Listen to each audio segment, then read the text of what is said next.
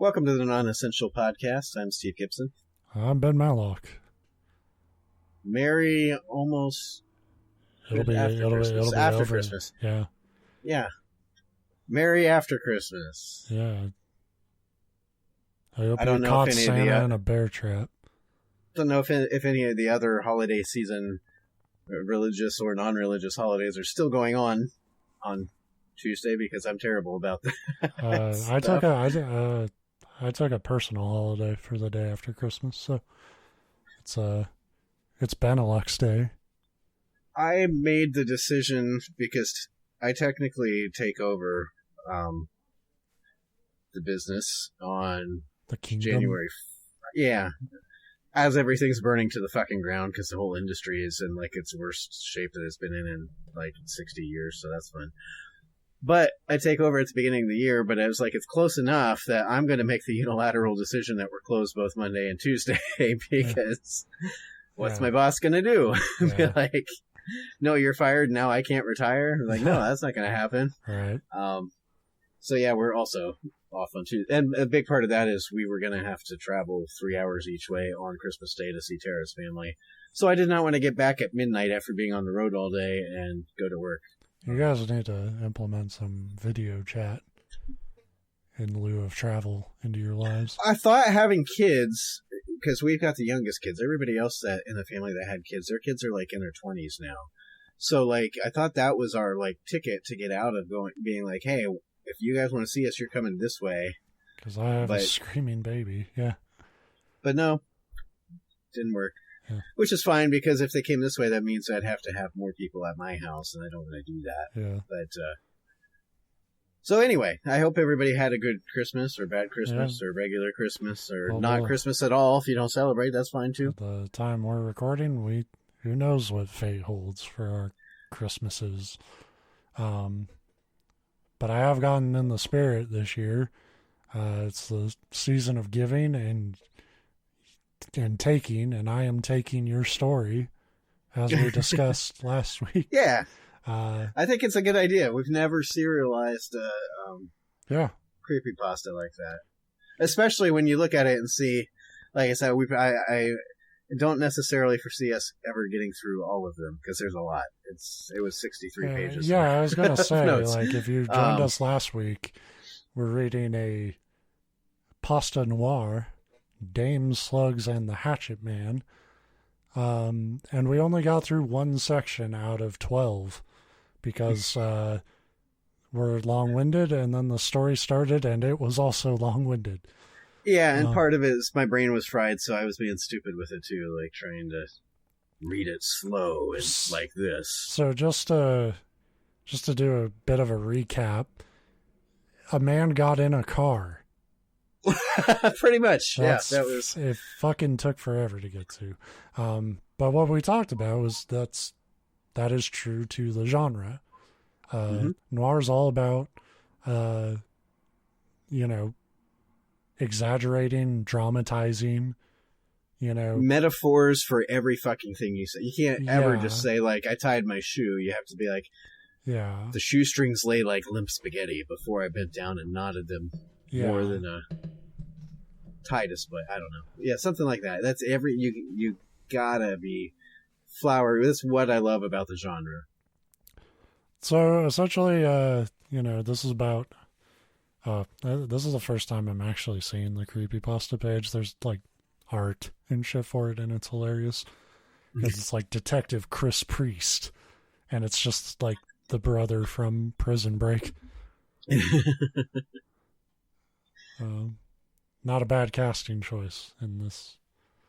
Yeah, in fairness, when I posted it to socials last week, it was literally just a silhouette of a guy in a fedora. It's like, that's Detective. Like, that's the other thing with this genre. There's a very narrow, like, when you picture a noir detective or private eye, whatever, there's one look that it's always trench coat fedora. Like, always. So, basically we met our hero, Detective Chris Priest, and he walked to his car and warmed up the car. And that's where it left off. Probably didn't need that episode. We probably could have taken last week off. Just jumped to chapter 2. But yeah, so chapter 2 is called Lemon Man. And yeah, we'll see if I can set the tone. Probably not. I'm very tired.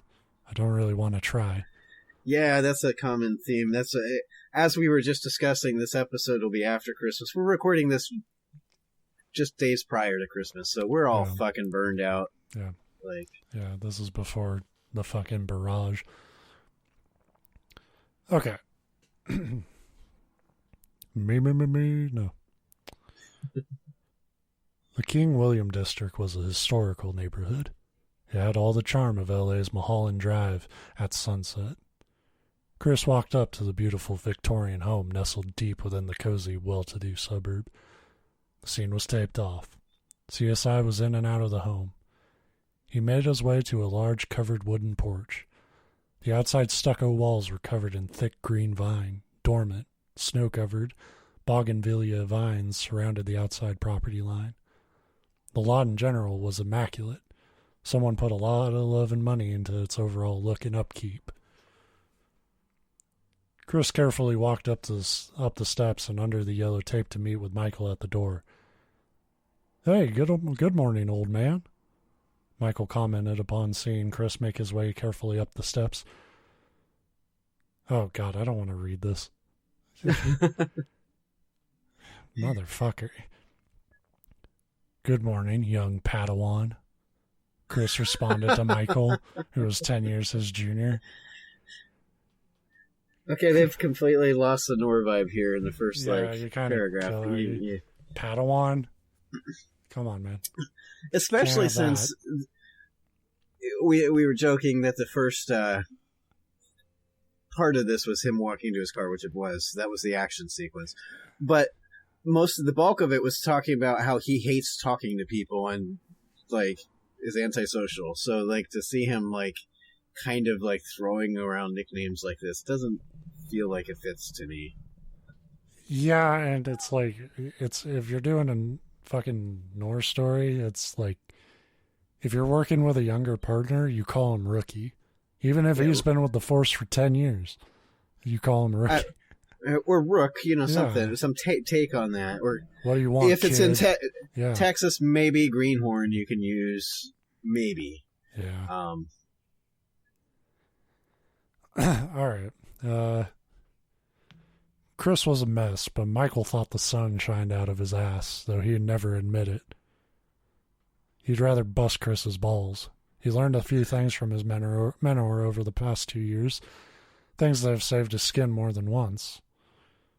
Michael smirked at Chris and began with the rundown.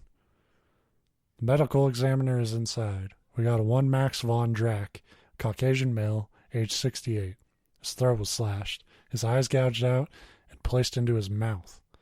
It appears it was done while he was still alive. He, bit down on them." Ah, the old seafood.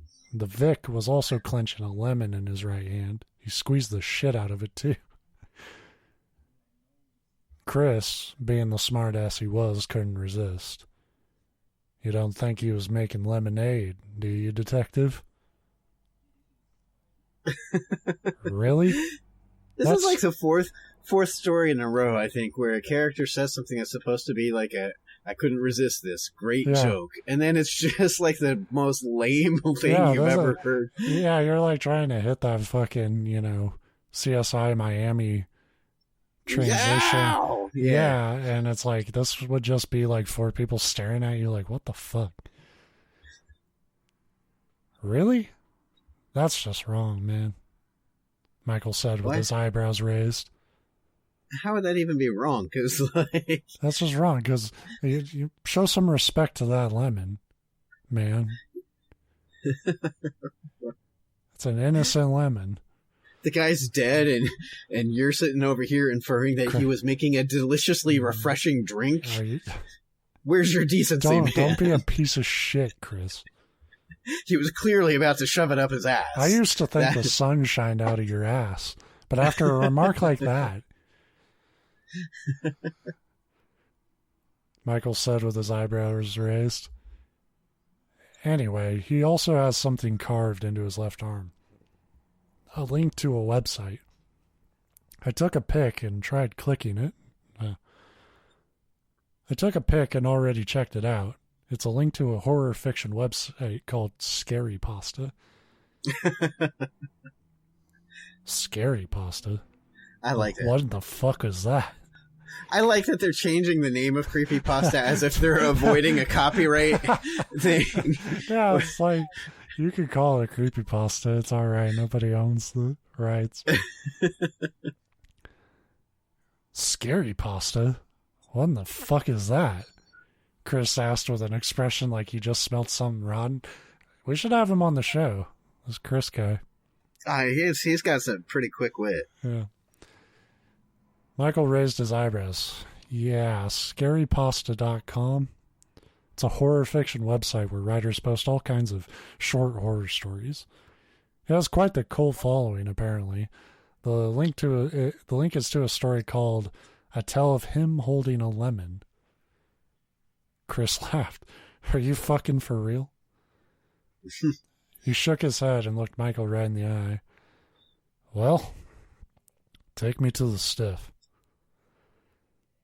The SAP... He's not talking about the body, folks. They like to get it on. Yeah. The SAPD detectives made their way inside the lovely home, which would likely sell fast on the market, regardless of the crime. Weird thing to point out. The hallway led to a large living room, finished in a nice oak. Dark, polished wooden floors, bookcases, and a china cabinet rested against the old walls. On a large, blood-soaked Persian rug lay a man in a blood-covered yellow sweater vest, white dress shirt underneath, and black slacks. His shoes had been removed. I don't like that outfit. That sounds like it clashes. This guy has no taste. He's a big Bumblebee man. Yeah, Steelers fan, I guess. Yeah. His shoes had been removed. He had a gray mustache and wavy hair. He looked to be small in stature, about 5'6". His eye sockets were empty and bloody. Blood covered the areas of his mouth and neck. The long cut on his throat was apparent. His left shirt sleeve had been rolled up, and the link to the story was indeed carved into his forearm. The wounds on his arm had begun to dry and scab over, making the carvings even more visible. What kind of monster would do this to an old man? Somebody that's good with it. Can you imagine, as long as a fucking URL is, like, carving that into a flesh? Like, so that it's legible? You have to imagine he has, like, a razor-sharp cookie cutter. That's just too much work. Yeah. Just, like, something pressed down and... Yeah, yeah, that's like, yeah, that's you need. He needs an iron brand, yeah. like a. Did anybody hire a welder to make a fucking brand for a Scary Pasta link? Yeah, when this was ordered, I thought it was weird, but I thought it was weird, but what money ain't green, huh? Shit. Some of the things that Games PR has done to advertise video games, I could see them branding a website on a cow's ass or something, and so maybe it wouldn't be that. Yeah, anyway. That'll be the next fucking Borderlands. Yeah, thing. Fucking that douchebag Randy Pitchford getting up on stage and showing he branded his ass. This city and its fucking scumbags always on duty. Doesn't look like the work of a budman or a burglar. Looks personal. Anything taken? Chris asked. No, it appears that the killer or killers wanted the attention to be focused on the killing, Michael replied. Do you think there was more than one killer? Chris asked over his shoulder. Not sure. We got CSI running tests. He hasn't been dead too long. Livor mortis has set in. Next of kin? Someone has to pay for his burial, Chris asked. None yet. By the looks of things, doesn't seem he had any kids, if you know what I mean. Michael pointed at a framed picture on a bookshelf of Mr. Von Drack kissing another older man. That doesn't mean he doesn't have kids, Michael. Right. Like, yeah. Get with it. This is 2023. This is all. Yeah. You're at a point where you were fully aware of creepypasta. gay families are a thing. Yeah. I don't want to read this. Are you kidding me? All right, so just to be clear, I don't support calling gay people a daisy, but that's what Chris does here. He was a daisy. Okay, let's get the patrols interviewing neighbors. Michael, take this photo and make your way around the gay bars tonight. What the fuck? That's your first lead? Yeah, he's gay. It's clearly tied to that. Yeah, it's like every gay guy goes clubbing. Plus, I would kind of be wondering if he actually is gay because they described him in a yellow sweater vest and black pants with a white shirt underneath. I don't think he's got the fashion sense to really be gay. He's being framed.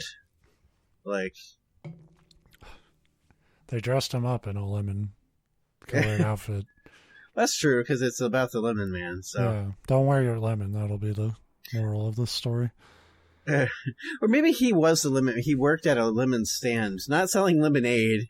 He just sold lemons, and it pissed somebody off so much that he wouldn't make lemonade that he murdered him. That's where we're going here. This is really like I know the show has its ups and downs, and you're a little more critical of it than I was when we were talking about it last week.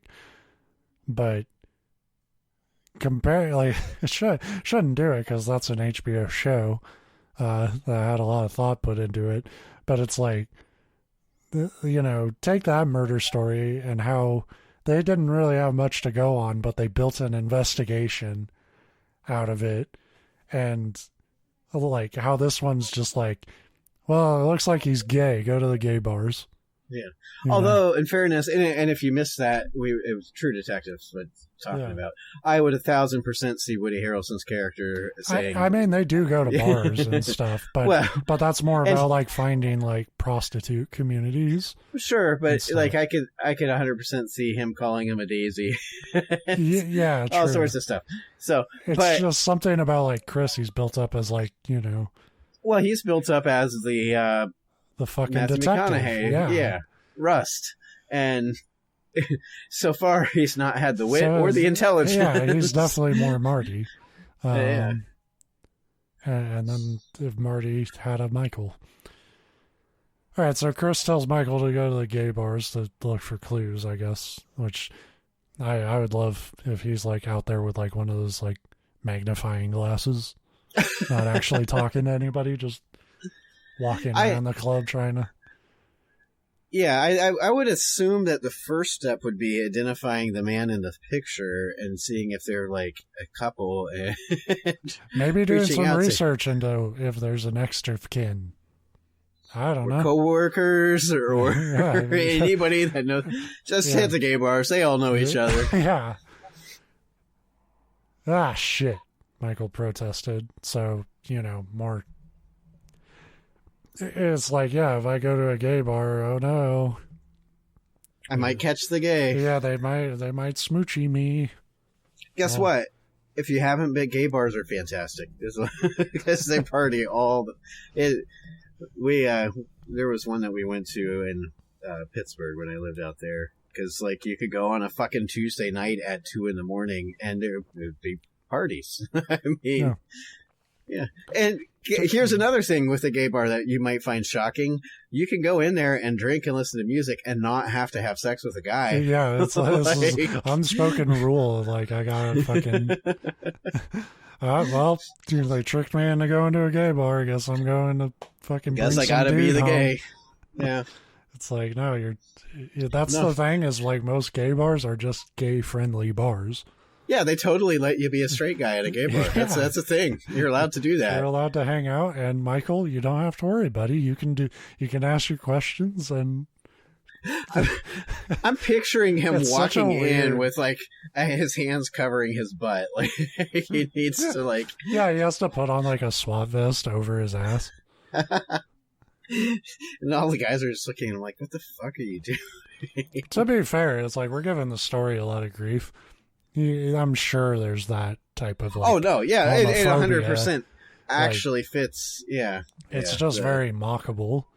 So if like he's trying, if the writer, he or she, I should probably keep crediting them because we do that every time, and at least we catch ourselves every time. But the amount of times I've said he or she, assuming gender is something I'm really bad about, and I don't mean to. I'm just dumb.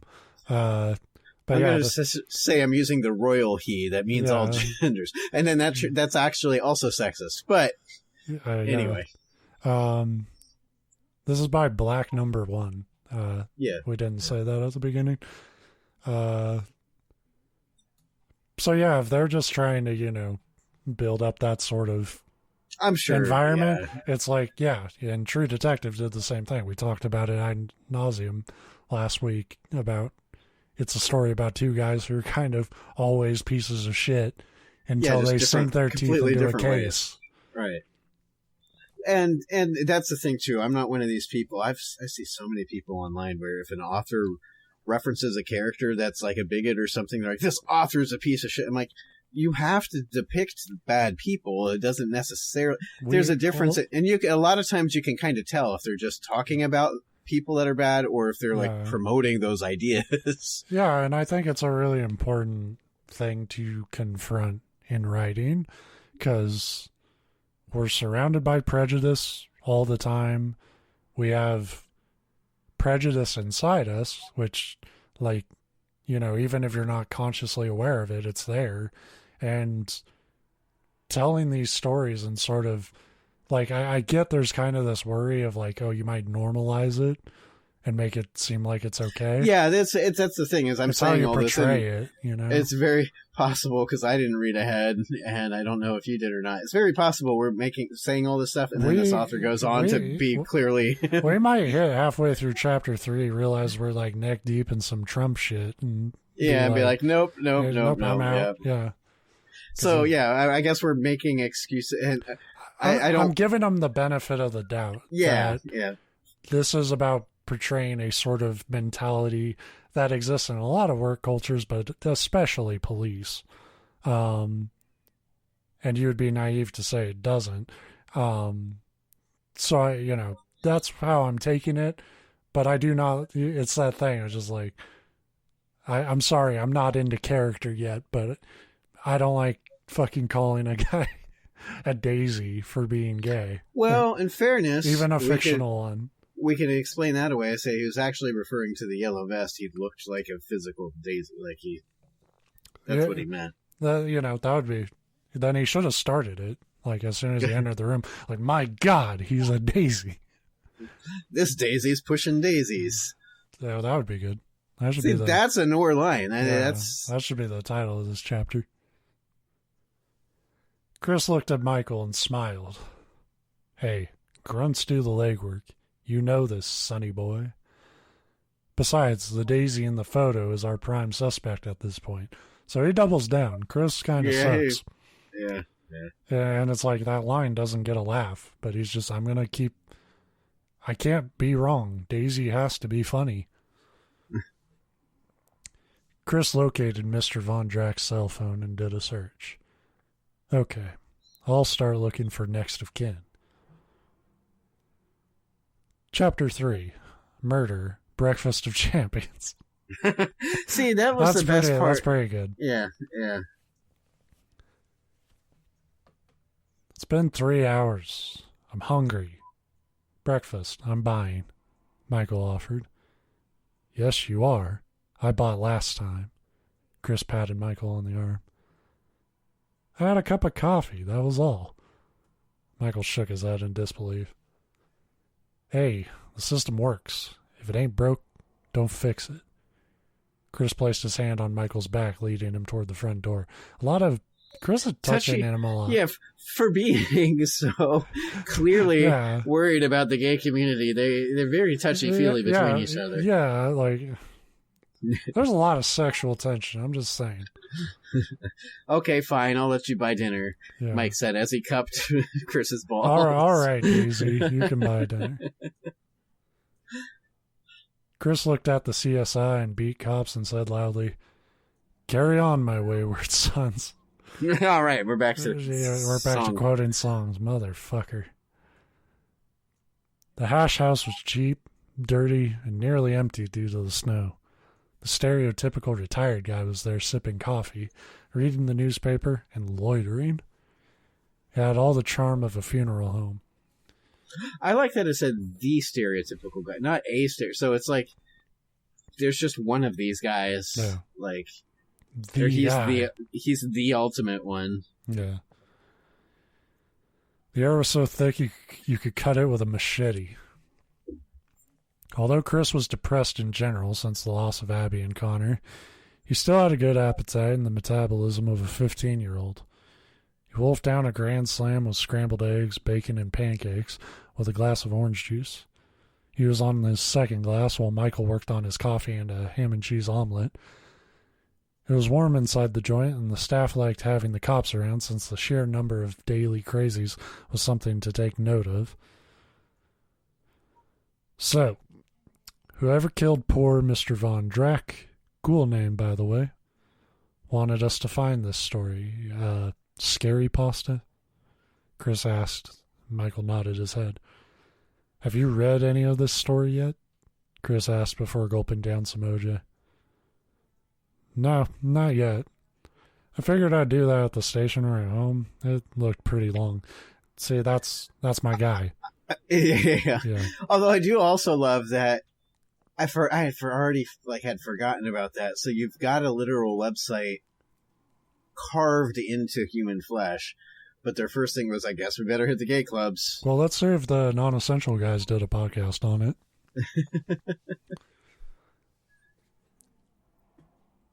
The guy who wrote it, Andrei Borislava, lives in Detroit and is originally from Bulgaria. He's here on a student visa, Michael informed Chris. Well, let's read it and give him a call. I'll leave the tip. Hey, how's Carol and the kids? He asked as he reached into his wallet and pulled out a $5 bill. Tip's more than that, Chris, you cheap fuck. Michael sat up from the booth and put on his beige trench coat. They're good. Mickey started crawling yesterday, and Eva loves kindergarten. Carol is good. He nodded. So Michael's gonna die if we're following storytelling tradition. But not from like a bad guy. It's food poisoning from the hash house. He tried to eat the lemon. Yeah. Fuck, it was plastic. That's jokes. That's good. Hey, you spend as much time as you can with those little rugrats. They grow up fast. Chris said as he placed the open $5 under his glass. Hey, why don't you go home at lunch and spend it with Carol? I'll go back to the station and read the story. Just text me the link. I'll fill you in on the Cliff Notes later. Chris insisted. Yeah, okay. Thanks, man. Michael thanked Chris's kind gesture. That's what thanks, man means. He felt pity for Chris. Everybody did. Every day they saw every form of violence under the sun. Shootings, stabbings, suicides, strangulations, decapitations, rape.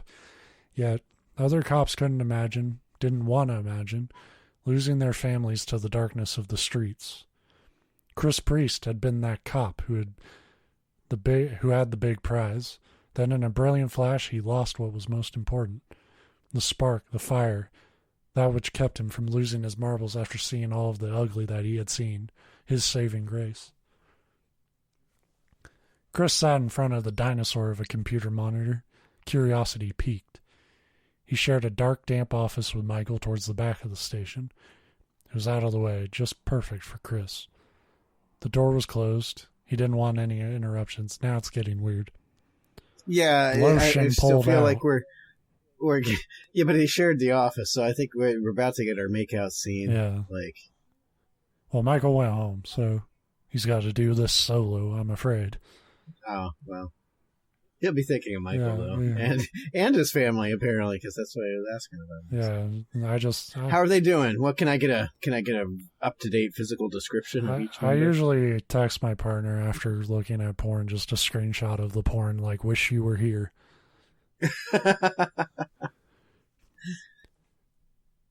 The time was now 1:49 p.m. Looking at the text message from Michael, he typed in the link. It took him to the Scary Pasta website. A black background appeared with the title, A Tale of Him Holding a Lemon, in white letters. He began to read. He was captivated from the start. Every word, every sentence pulled him in. This story was on par with Stephen King's work.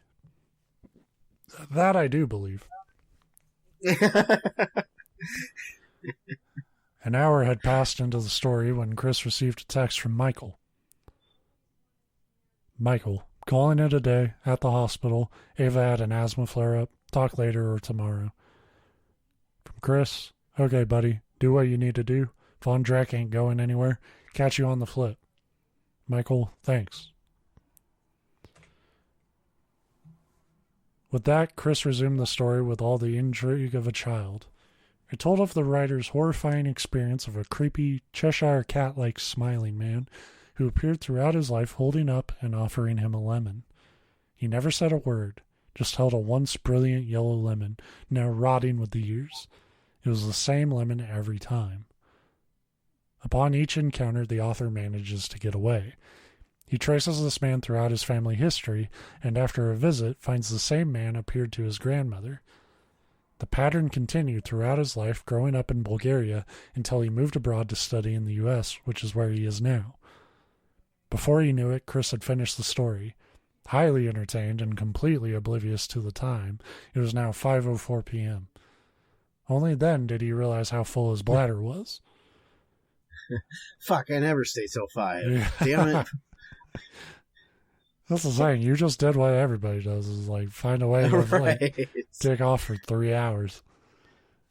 After reading the entire story and all the comments turning up, no solid leads, he came to the conclusion that the killer or killers bumped off poor old Mr. Von Drack to recreate the ending of the story.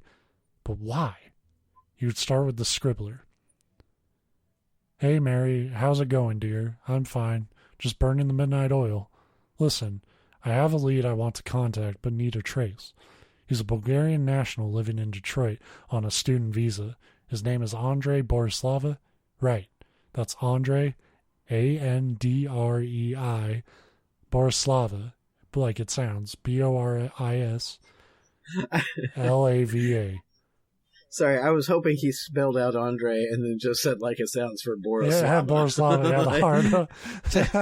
just like that now. That's easy. Just like it's, what are you, stupid? Well, I'm not fucking, I don't have time for this. Yeah. How soon can you have it? Yeah? Good. Thanks, sweetheart. You're a doll. I'll be waiting in my office. Michael wiped away the dream dust from his eyes. All he wanted was just a few more hours of sleep, but knew that if Chris could manage to wake up every day and pull himself out of his stupor, so could he. At least he still had his spark, his reason for it all. In the Mexican culture, family is everything. He turned his head to his right side where his wife Carol was sleeping in peacefully, gracefully. The way the light hit her face and shined off her hair was poetry. He was dizzy with this dame. Dropping a dame now. Yeah. He turned toward her and kissed her on the forehead, placing his left hand on her hair, caressing the wavy black locks. Michael is definitely getting fucking killed here. Yeah. He turned back and reached over, picking up his cell from the nightstand to check the time. 7:20. It was accidentally his gun, and he shot himself. Yep. That. I want him to get bumped off, but like in the most ridiculous, like stupid way possible. Not dramatic at all. Just slips on like a fucking toy truck at the top of the stairs. Yeah. And his last words are "fucking kids" and bounce. He turned back over and reached over, picking up his cell from the nightstand to check the time. 7:24 a.m. He unlocked the screen and began to text Chris. Good morning. Breakfast? You're buying. Sure. Usual spot. 8:30. I'll be the dapper one in the leather jacket. You mean the leather miniskirt, right? Nice comeback. I got intel on the Von Drack case. Catch you on the flip side, amigo. Michael opened up the glass door of the hash house and walked through. It looked like a retirement home dining room. He was greeted by the hostess, a smiling kitten. Young, cute, full of life. She was hitting on all 8. Good morning, sir. Just one? She asked as she reached out for a menu and pre-rolled silverware under the podium. No, ma'am. I'm meeting my buddy. Over there, the gentleman in the cheap leather jacket? Michael motioned in Chris's direction. Chris gave a confirming wave and nod to the hostess. Why would you have to... It's like, it's okay, hostess. It's all right. He's with me, yeah. I'm Chris, king of the hash house. Yes, sir, right this way, she invited with a giggle. Hee. That's her giggle. That's how you're with that guy. That's funny. Well, yeah, that's way more like a diner waitress. Come with me, hon. She's heading on all 8, I tell you. That's out of 100, folks. Young thing. Michael followed her to the booth where Chris had just started on his Nutella crepes and scrambled eggs with a side of ham. Well, the Sundance Kid rides again. Do you have to do this every fucking day? You work together. I'm telling you, there's some romantic tension here. It's like we said, it's how these stories are. But I would just so be like, we've worked together for years, motherfucker. Like, well, I would tell you if I quit. That's the thing. The stereotypical, like, this kind of detective is notoriously short with words, not calling people like Good morning, buddy Skipper Sundance Kiddo. It's like tussling your partner's hair. You'd call him the kid. You'd be like, hey, kid, or hey, Rook. They keep building it up like he's so fucking traumatized.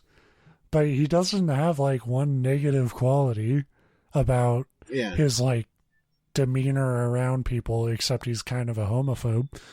Like, you know. And that first story last week, he says, it's one of those things where he's like, I hate talking to people, but I gladly talk to this old lady just because it might hurt her feelings if I didn't. Yeah. And it's like, well then... Yeah, it's also, and I love Michael devoutly.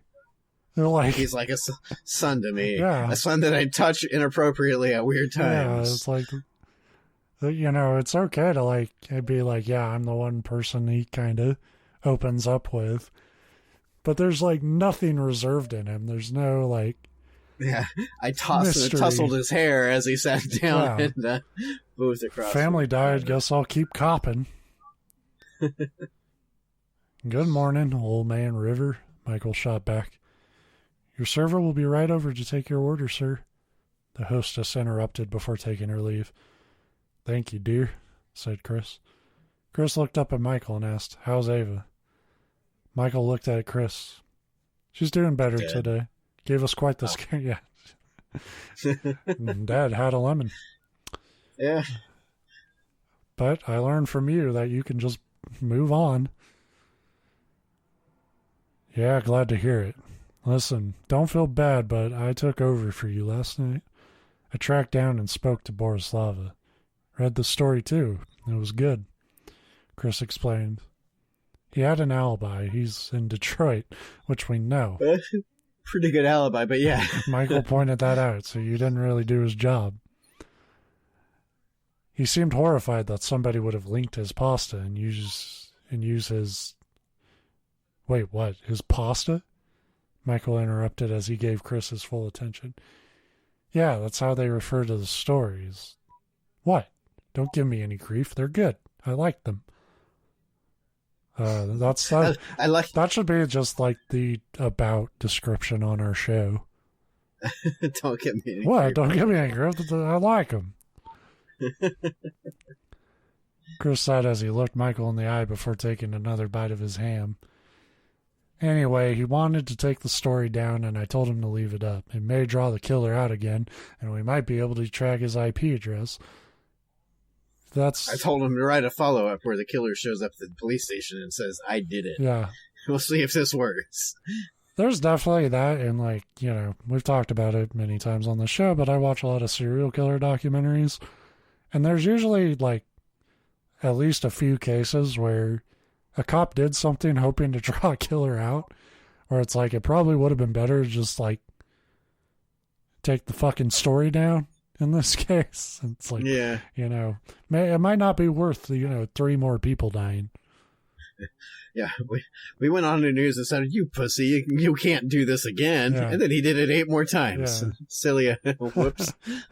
But on the 9th time, put it on the front page. Police chief thinks he's a wanker and ain't got the balls. Anyway, he wanted to take the story down. I told him to leave it out. It might draw the killer out again, and we might be able to track his IP address. I also took Von Drack's photo around the ferry clubs after I spoke to Borislava. Michael began to laugh. You actually went to a gay bar? So, did you get lucky? These guys suck. Yeah.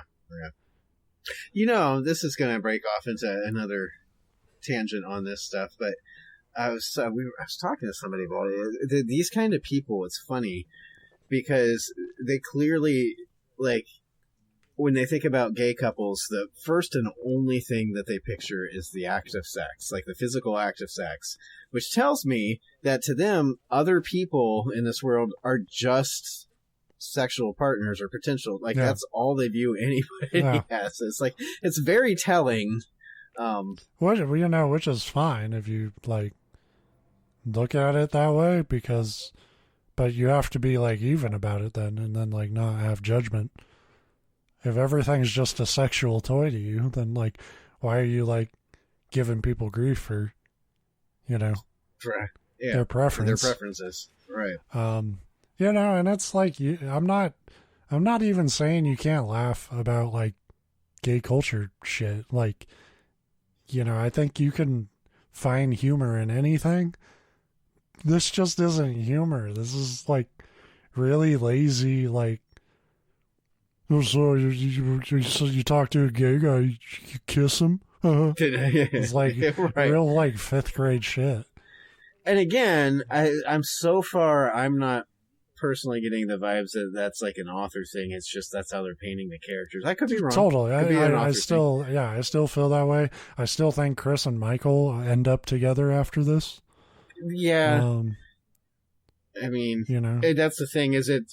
I'm like hoping for these star-crossed lovers. Michael's clearly in some crosshairs right now, and what's going to happen is he'll get shot, and as he's dying, Chris will fuck him. Yeah.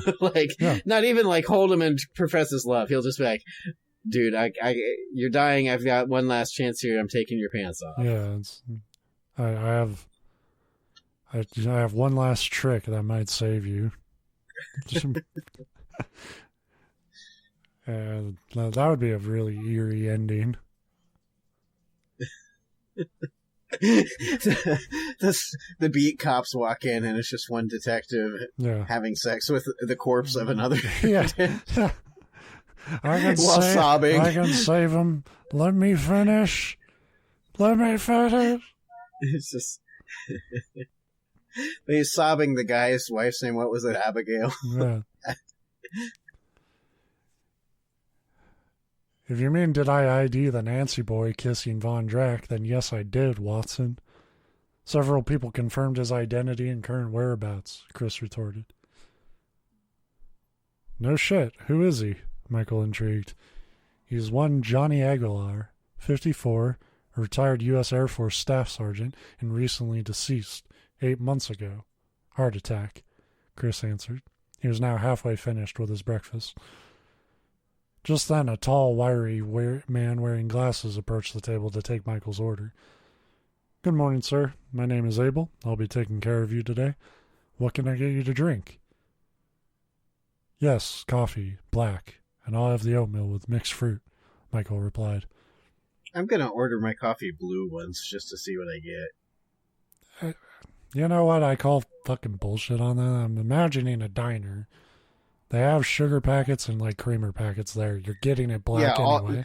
That was what I was initially going to say until I got the idea that I want to order a different colored coffee just to see what they do. Yeah. But yeah, I mean, that's exactly how it. They're not whipping you up a latte, fucker. Like, this is you get breakfast and you get coffee and enough. Although I kind of respect roll, this story more if they were doing the detective thing. It's like, oh yeah, what can I get you to drink? Coffee? And like, actually, I would like a mojito. Caramel macchiato, triple shot, shaken with skim milk, almond milk foam, and make that ship float. You know, it's like, what are you talking about? Fairness, most coffee makes my ship float freely. That's true. The waiter repeated Michael's order and disappeared into the kitchen. He repeated black coffee? And then I missed it. Yeah, I'll have the oatmeal and mixed fruit. Okay. Maybe you did say that. Yeah. I like a black coffee. Okay, sir. So that was black coffee? Well, you want black coffee. Is that a racial thing, you bigot? Yeah. I already know how you feel about gay people. Black coffee, you going to try to kiss me next too? The waiter repeated, okay, and then disappeared into the kitchen. So the autopsy won't be in for 72 hours. Our only lead now is going back to the station and researching the Scary Pasta website, which tells me this is what Chris wanted to do. Yeah, this doesn't seem like their only lead. Our only option is to keep reading these and maybe start a podcast. Maybe make some popcorn, just for professional purposes. We'll get our jams on. Get our jams. No, honey, I'm working late. See if the killer has posted anything new on there, bragging or whatever. Chris suggested before gulping down the rest of his tall glass of orange juice. Yep, sounds like a plan, man.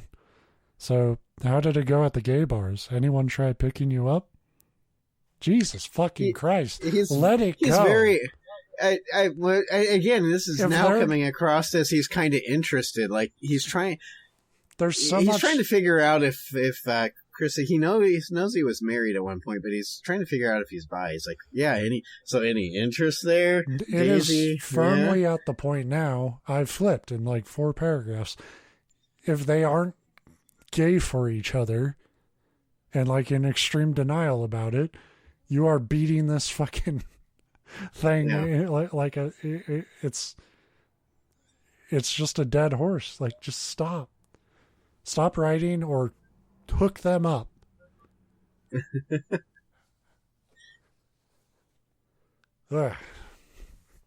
Yeah, that's the thing, is I'm not one that internet culture anymore. People, everything that they watch and read, they want to ship people. Like, I want these two characters to hook up just to put an end to this whole part.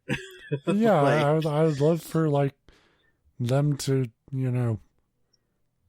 really just fucking go raw for an entire night just to get this out of their system. They clearly have a fixation on it. So do what partners do, quote unquote creepypasta it up, man.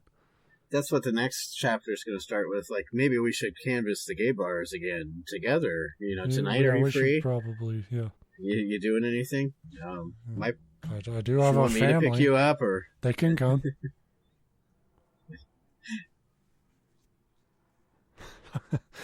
The children must learn.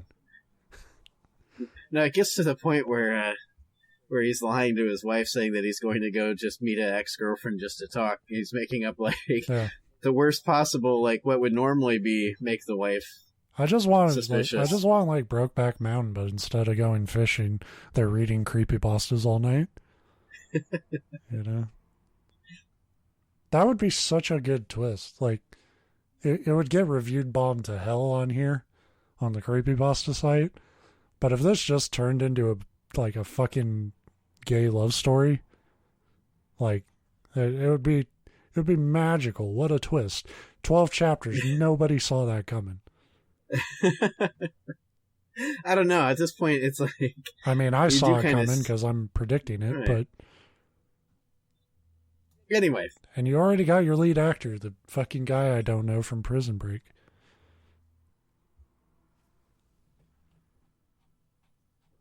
So, that's 2 more chapters. I don't know.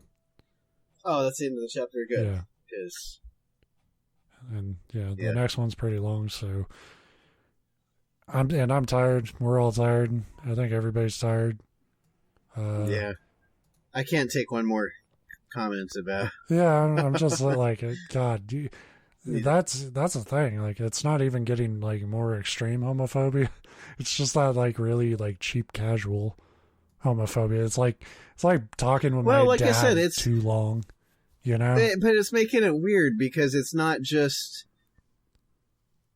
like when it's natural in the conversation, like, oh, I went to the bars. Oh, you went to those bars. It's like, whatever. I get it. They're whatever. Yeah. But then at the end, it's like, we're going to go read more creepypastas. It's like, cool. So how are those gay bars? Did you get any? It's like, well, where the fuck's that even coming from now? Like you said, it shows that he's still thinking about it. Yeah, it's like, you know. He's like, do you think a fella like me could get some if I went there? Like, he's fishing. Like, normally in these types of stories, like, the cops are just hyper fixated on the case, almost to their detriment. Here it's like they're, like, struggling to pay attention to it because they have to, like, keep calling each other gay, like, every 2 seconds. Which, like I said, it's coming across more like they're both curious. Totally. But they don't want to come out and admit it, so they're just trying to fish for the other ones. Like, so, like, have you ever done it? What's it feel like? Yeah. Like, do you think I might like it? Not that I would, but I'm just... Yeah, you know, just... Unless you wanted to. It's a long car ride, so I thought you might want to, you know, tell me about it. But, yeah, and I mean, you know, I don't want to make it seem like, again, like, I don't think, you know, this is a story. I think the characters are trying to be portrayed a particular way. I don't think this is a commentary about the writer at all. Like, you know, we have nothing to make that judgment. No, like say, it could be too. I'm not going to sit here and necessarily defend them, but I'm not going to say like, oh, right now, grab your pitchforks and go. Like I said, I'm still giving them the like benefit of the doubt that they're trying to depict a particular attitude, it's a stereotype, which does fit. Yeah, very, very much fit. Yeah, it's so it's written a little weird. It's so blatant, but, you know. It's so like thick. In fairness, one thing, and I think it was a criticism I gave it last week, but I very much give it. I the overall story and the ideas so far I don't hate, but I don't think this author, at least in this case, in this story, is the best at writing dialogue. So I think some of it's that. Well, and that's the thing, is like, you know, occasionally he hits like a metaphor or something. He or she, they hit like a metaphor that, like, you know, it's like it's fitting the tone. But Chris Priest does not talk like a noir detective. Like, the first chapter you read was definitely closer, but now that like he has to interact with people, as soon as he started with "Good morning, Padawan," it's like, well, you lost me. Yeah, like I'm actually like more repulsed by that than any of like the fucking gay shit, like the homophobia comments and stuff. It's more like, why the fuck would this guy call a dude a Padawan? Right. You know, like, unless our growing theory is correct, and then I could see it. That's his pet name. Yeah. Like he's testing the waters there. Something weird about that though. Would you like to pat my one? What? I'm just joking. It was just a joke, kid. It's just a joke. Don't put that online. Unless don't comment that on Scary Pasta, Michael. Those are my people. Those are my people. Yeah. I need to maintain a pyramid anyway. So yeah, weird story. We're gonna take 2 weeks off, and to process this story. Yeah, I feel like I need to now. Now, like, I have a 4-day weekend. Now I actually feel like I need it, because like, what the fuck is this? Maybe we'll come back. So maybe that's the thing. We might not. Yeah. We'll take some time to clear our heads and be like, what the fuck are we doing with our lives?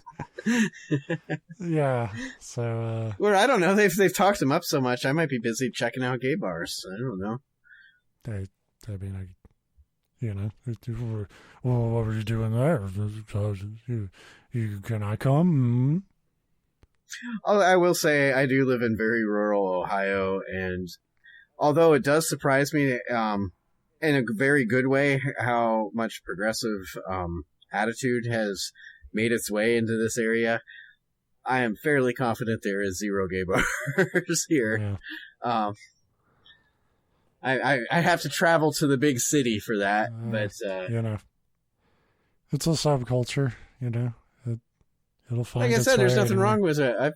I've been to them. They're a good time. Yeah. And or a really good time, depending on your bent there. But or they're just, again, like we said, you can hang out with gay people. It's fine. Yeah, here's the thing: they don't. You know how many women you go by who don't want to fuck you? Gay guys are the same way. Most of them don't want to fuck you. Especially these kind of guys. Right. but yeah, that's exactly what I was about to say. I've been to, we went to a gay bar a couple times. I've been to way more what you'd call, I guess, straight bars. I also don't get laid there. Yeah, I am batting zeros in every fucking demographic. So it's weird feeling like we have to dispel like a homophobic attitude from like 20 years ago, thanks to these 2 fictional dipshit cops. Characters, yeah. But here we are. Thanks for listening. And like I said, we're going to take a couple of weeks off. I hope you miss us dearly. Like, I hope by the time we come back, you're almost in tears. I'm neutral about it. I actually am too, because what I said would be awful weird. Yeah. I think if I found out that there was anybody out there that liked our show, attachments. Yeah, I think it would ruin the show for eternity, because I wouldn't be able to perform anymore. Yeah, if somebody really liked us, like, my goal was this, like, maybe get a couple of people, like, it's something to throw on, maybe when I'm playing a game or something. If somebody's like, I fucking can't wait for it every week, it's like... That was the longest 2 weeks of my life. I'd be like, you're going to be very disappointed with the rest of your life. Anyway. Yeah, so thanks for listening. And we'll see you in 2024. The year of the shit. Has not the last 3 years, but how bad an omen would that be? I don't know the Japanese zodiac or calendar, whatever, how they do the anime, but if it is the year of the turd next year, we're fucked. I'm in. Like, fucking what else can happen, man? Like, it's... Don't fucking say that. No, I'm not saying that like something worse can't happen. I'm saying like there's nothing we can say to stop it anymore. Like, that's true. We've just been like on it, like we've been going off the rails on a crazy train. There you go. Home run, Steve. Way to send us out.